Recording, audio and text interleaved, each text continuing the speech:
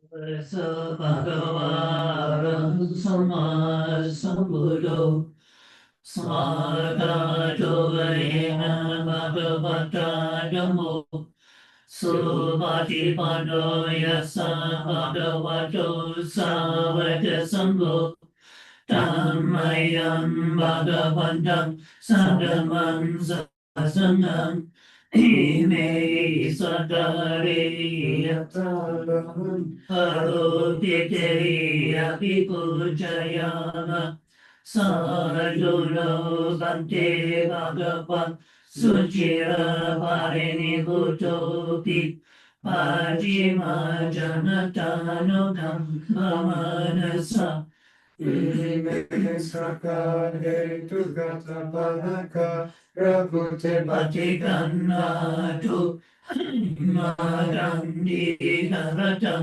yetaya sukaya aram sama sambuddho bhagavan buddham bhagavantam abhivadi. Swakato Bhagavata Dhammo Namassami Supatipanno Bhagavato Savaka Sangho Sangham Namami Mayam Buddhassa Bhagavato Papapakanamakaram Darumase Namo tassa bhagavato arahato samma sambuddhassa. Namo tassa bhagavato arahato samma sambuddhassa. Namo tassa bhagavato arahato samma sambuddhassa.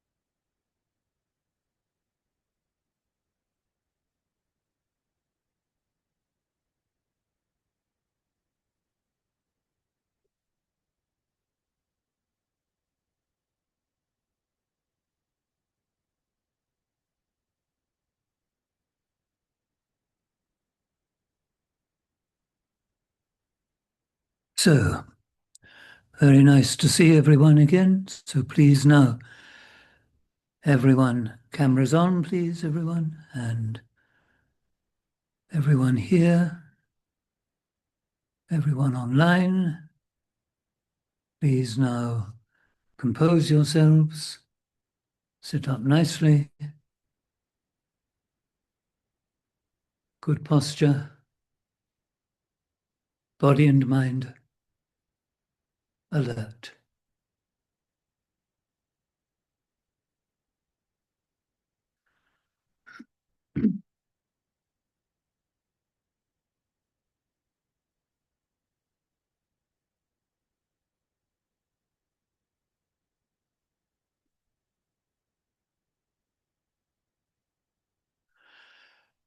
And you close your eyes.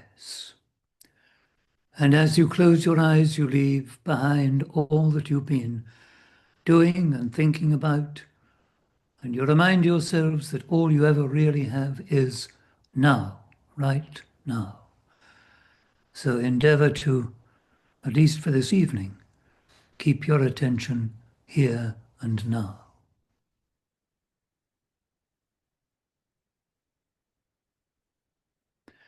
And we'll commence as usual by bringing to mind the Buddha, our great teacher and inspiration, recollecting his perfect mind, a mind that was quite clear, free of any kind of defilement or corruption, and even far distant, far away from anything of that kind, any form of greed, hatred, or delusion. And his also is a mind of infinite compassion.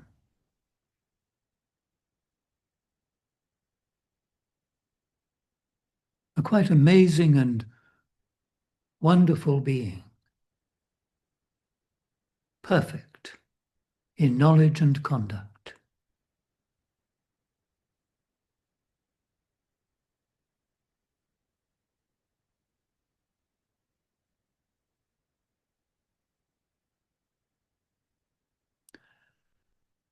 Now, whenever you happen to see a Buddha Rupa or picture of the Buddha, or even to think of the Buddha, be inspired to do what you can to cleanse your mind too of all greed, hatred, and delusion, and free yourselves utterly of all suffering.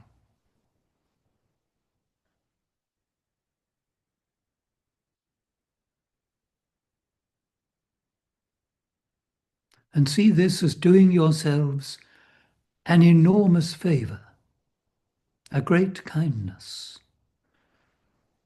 These defilements are such a bother, such a trouble to all of us. And to even think of being free of them is a wonderful thing, let alone to do something about achieving that.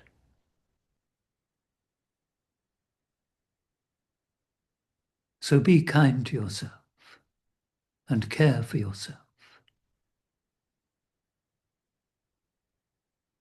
But don't lose sight of the fact that you're not all bad. You have your good attributes, your good points as well. And remember that the Buddha said to rejoice in your merits and to do them again and again.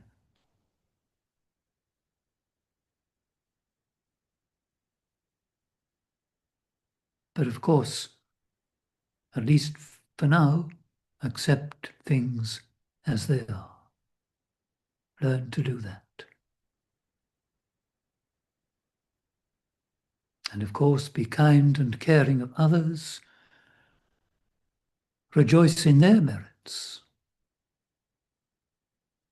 We're all, everyone,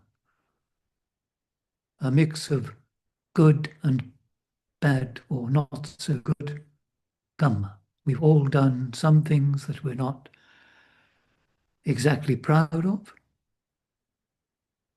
as well as some that are, of course, distinctly good. So remind yourselves of this, that we're all a mix. And try to see the good in others as well as yourselves.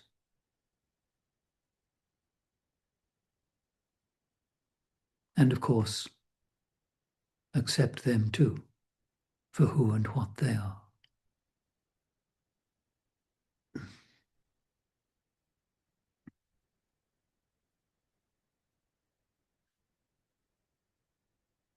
And then before we go any further, let's just remind ourselves of our human condition.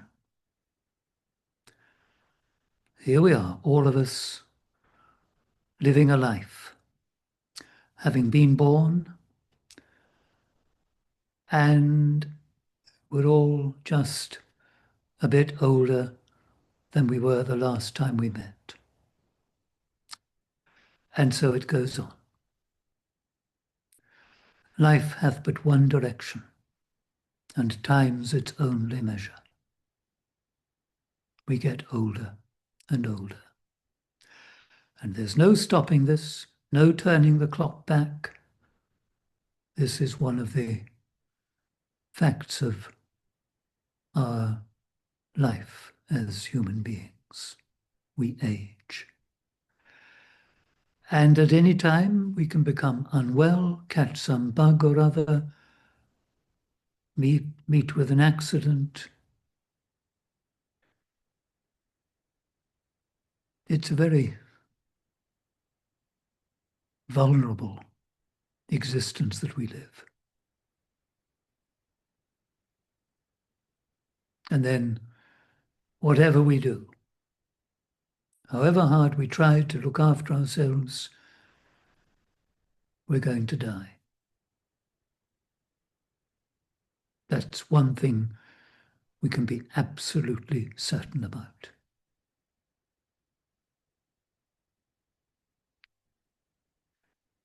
So this is it, the human condition: aging, sickness, and death. Now, what does it all mean? Where is the purpose in this life that we're living? To find all that out, to understand yourselves, you have to train your minds. That's what we're doing here. So, to train your mind, first of all, let's pay attention to concentrating your mind. So check you're sitting up well, body and mind alert, and quite deliberately now, gather your mind. Don't let it go off in different directions, which is what it usually does. But bring it together and focus it on one thing, and let that one thing to begin with be your body, your physical presence.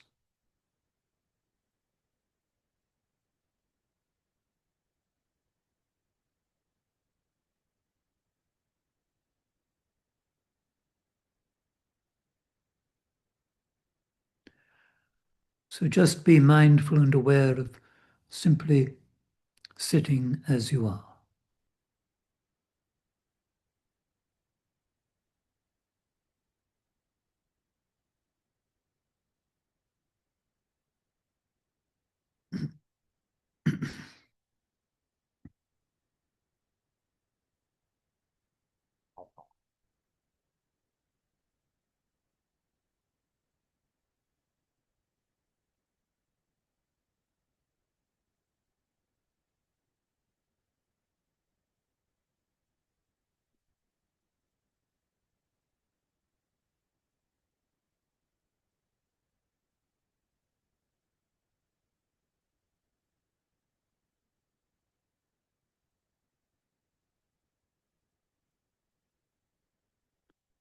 And become aware of your breathing.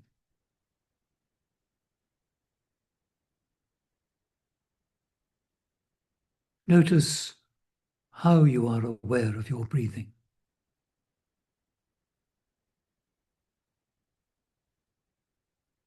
That feeling, sensation, the slight movement as you breathe in and breathe out.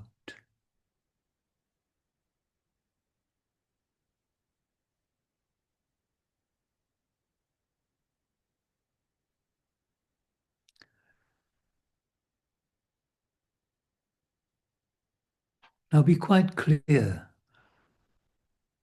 just where and how you perceive the breath, and anchor your mind just there.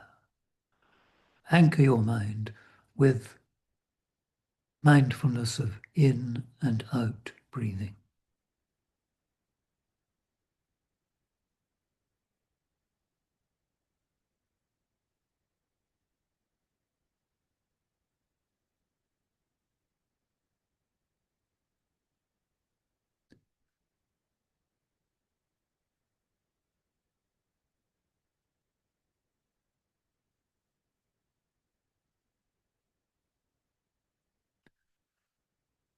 Now it's likely that however hard you try to keep your mind there, things will interrupt your concentration. If that happens, if some noise takes your attention, if some thought intervenes, in the first place, just watch the breath with greater intensity. That's all. Don't think about pushing that thought away. What happens then is your mind has gone to that thought. You want your mind with the breath. So look at the breath with greater intensity. But if that, that thought or that sound or whatever the interruption was persists, pay attention to it. Watch it. Even say to yourself, in your mind, thinking or feeling, hearing, whatever it is, just look at it. Don't think, oh, I am thinking. Just what it is, what you're experiencing, thinking, feeling, whatever. And let it go. And find the breath again and again. Just keep your mind on the breath, mindful and aware, breathing in, mindful and aware, breathing out.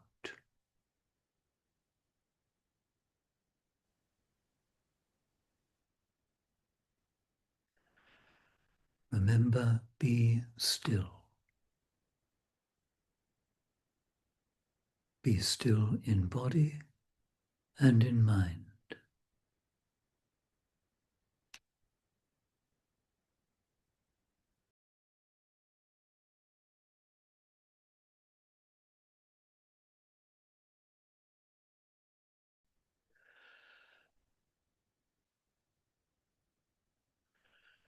So you've all been sitting very well, very still, concentrated, and I'd like you to keep that going, keep that up for just a little while longer, and while I'm talking.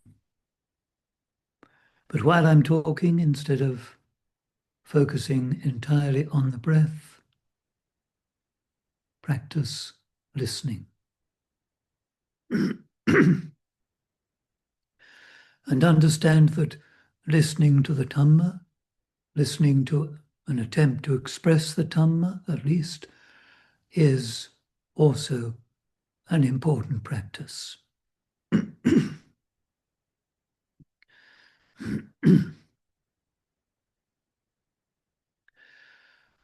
But like reading the Dhamma, listening to the Dhamma is a little bit different from listening to the radio, to some music, to even a lecture. It requires that you do your best to be still and to just listen. And then, if anything is of use and strikes a chord, so be it. If not, well, if you've been doing as I suggest, then you won't have been wasting your time. You will have been cultivating your mind at the very least.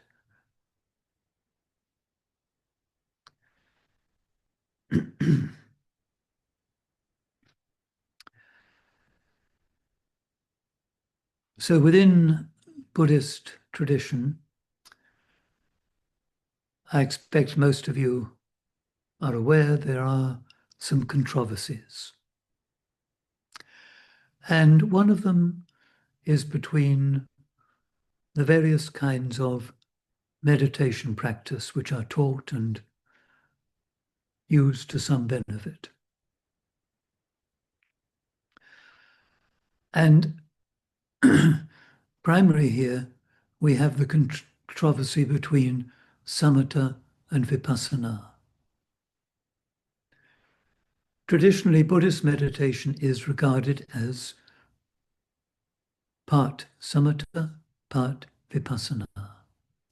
Samatha means, as you may know, to concentrate and to quieten, to still even your mind. And vipassana means the arising, the development of insight. Now, the goal of Buddhism, of course, is liberation, freedom from suffering. And that requires that we overcome the basic defilements of greed, hatred, and delusion.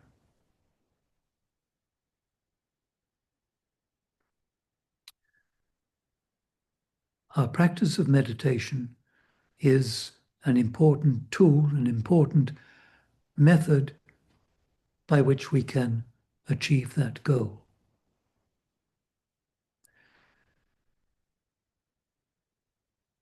Now, the Buddha did actually say in one of the suttas that for some people, in some cases,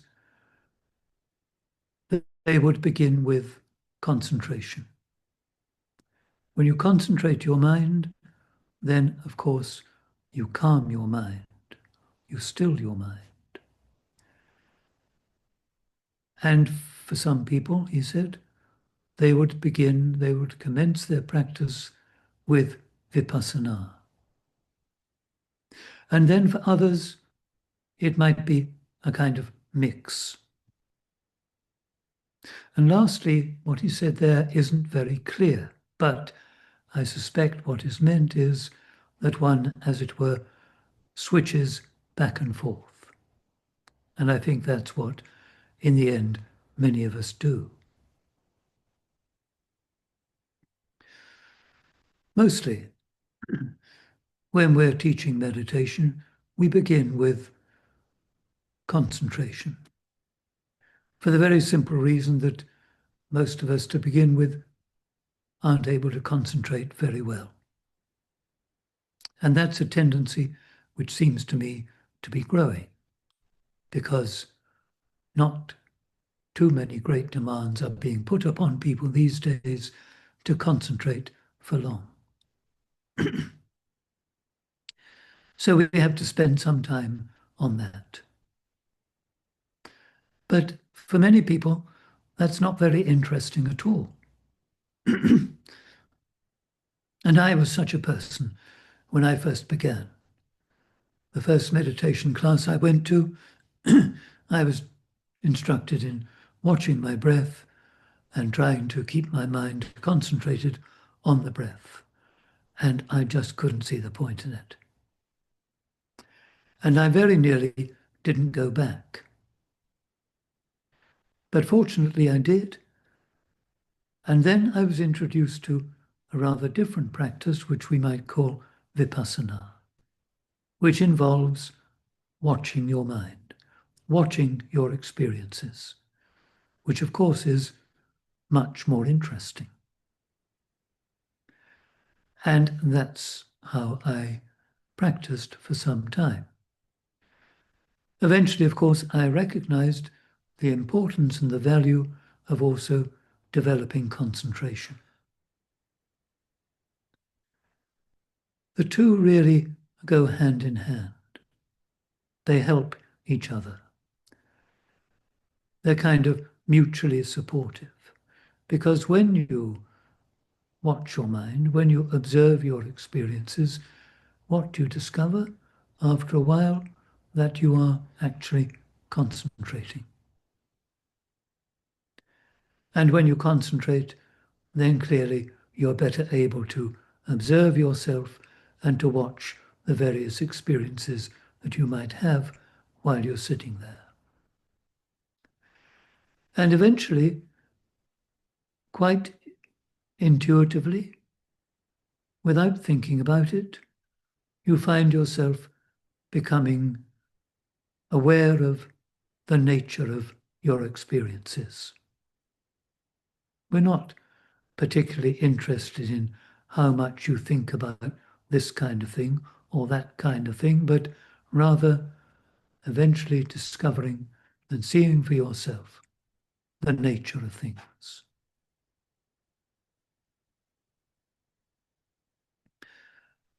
And what you see is that all your experiences are changing, are impermanent. And this, when it's described to you, is, you will say, quite an obvious thing. But we don't relate to things intuitively in that way. Normally, we can't help but see things as being static and real and so on. So we grasp after them or we reject them, but we certainly don't see them as flowing.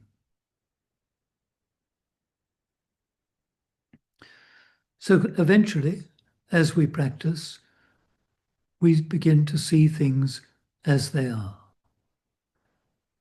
And as that builds, so understanding of the true nature of things develops, and greed and aversion fall away.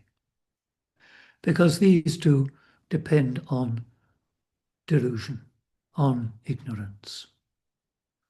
And when we begin to replace that by seeing things as they are, then these two fall away. They feed on the illusion that things are real and static, desirable or to be repulsed. But when we see that things are not like that, then these two begin to fade. So this is our practice, to develop our minds so that we can understand. Now, how do you choose? What do you decide to do? What are the details of your practice to be? It's always seemed to me that an important element in meditation practice is, in fact, learning to know your own practice. Of course, when we begin, we rely to some extent on a teacher. Someone tells us what to do. They tell us how to sit, good posture, all that, which is clearly important. If your body is slumped, then your mind will slump. If you're sitting too rigidly, your mind becomes rigid. You need a balanced posture. You need to balance your state of mind. All that is very clear, very obvious, but to begin with, we need to be taught. We need to have this pointed out to us. And we might be given a particular style of meditation. And we begin with that, and we may be reasonably successful or not. And if we're not making much progress, then we consult our teacher, and the teacher may suggest a different way of going about things. And so for some time, we practice with some reliance on the advice of the teacher. But you can't really and truly continue to do that forever. And eventually, you have to become your own teacher. This, I think, is really quite important. And to be able to, for yourself, monitor your own practice and know when you need to develop, or rather improve, your concentration a bit more because it's fallen off a bit, and when you're better off just sitting there mindful and aware. Now, the Vipassana approach generally depends on that, on being mindful and aware, and the tendency is to make a great deal of being mindful. A few years ago, I was at a sort of small conference in Bangkok on mindfulness, and we had one or two eminent speakers, and I also was one of the speakers. And I remember one of the other speakers talking about, talking as if all you need is mindfulness. And I remember I objected. And I questioned him. I said, what do you mean? Do you mean that's all the Buddha need have taught? It isn't just what the Buddha taught. The Buddha taught the Noble Eightfold Path. So clearly, there's more to it than just being mindful and aware. In the Satipatthana Sutta, the Buddha speaks there of sati sampajanya over and over again. And this translates as more or less mindfulness and awareness, or sometimes being mindful and having clear comprehension. And that's always been a little bit of a puzzle for me, until I began to understand that this awareness, being mindful and aware, meant, yes, being mindful of the object, but aware of the context. So there you have it, you see. We are practicing mindfulness within the context of the Noble Eightfold Path. And what does the Noble Eightfold Path teach us? It teaches us about right view and intention, and it teaches us about being careful of how we speak and act and acquire a livelihood. It's talking about wisdom and morality. It's as if then we are practicing to concentrate and to be mindful and aware in a kind of safe place. And that's very important for us, that we're within that kind of safety and stability. Leading a life during which we endeavor to do no harm. Leading a life in which we are focusing on being kind and careful, compassionate, and so forth. That gives you a safe space. And within that safe space, you watch yourself. And it is important to take this practice of mindfulness with you, to not just leave it in the meditation room, but to take it with you everywhere. To learn to make everything a part of your practice. If you don't do that, then sometimes you will be saying, oh, well, I'm going to practice now. And then you get frustrated because something gets in the way and you can't practice now. You can't sit and meditate because you've got to do something else, or someone's knocked the door or demanded something of you. And then you get upset and you're not practicing.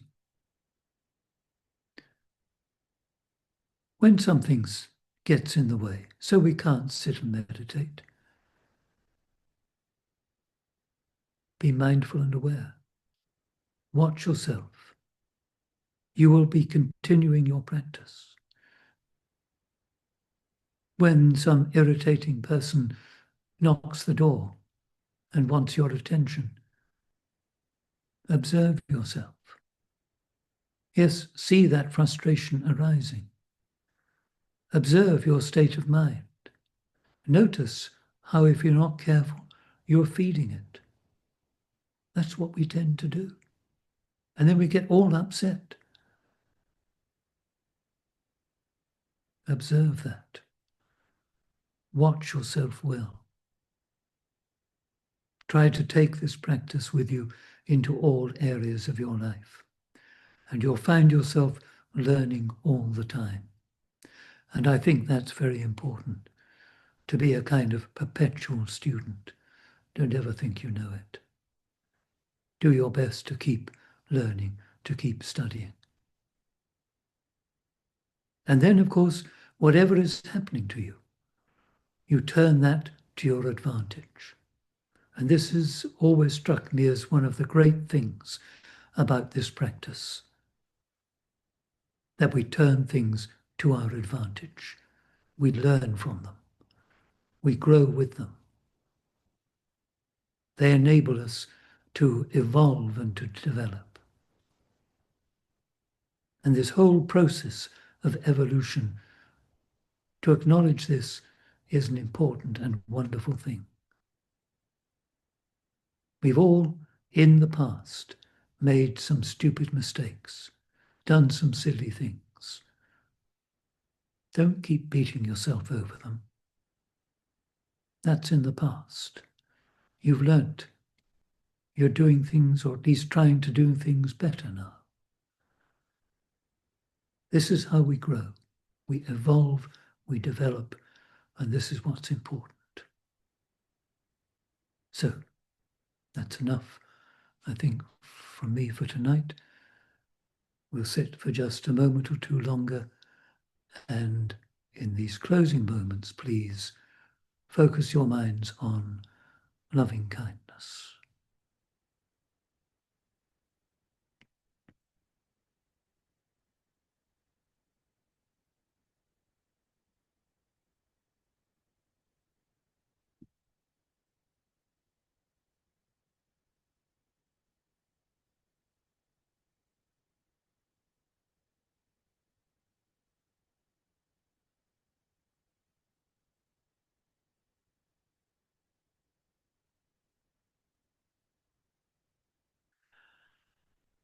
May you and all beings be well and happy. May you and all beings be free from all suffering. May you and all beings realize for yourselves the secure peace of Nibbana.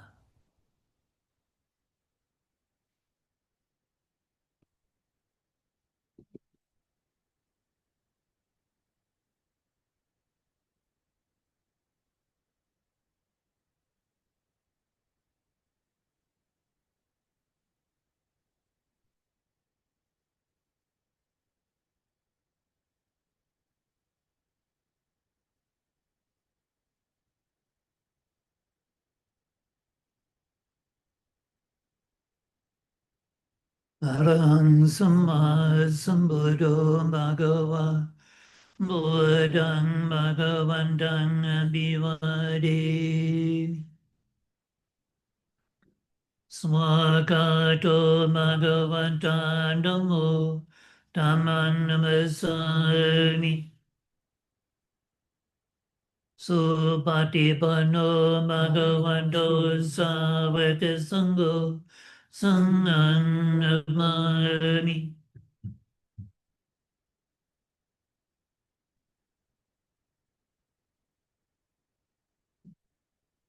So thank you all very much for coming. Very good to see you all.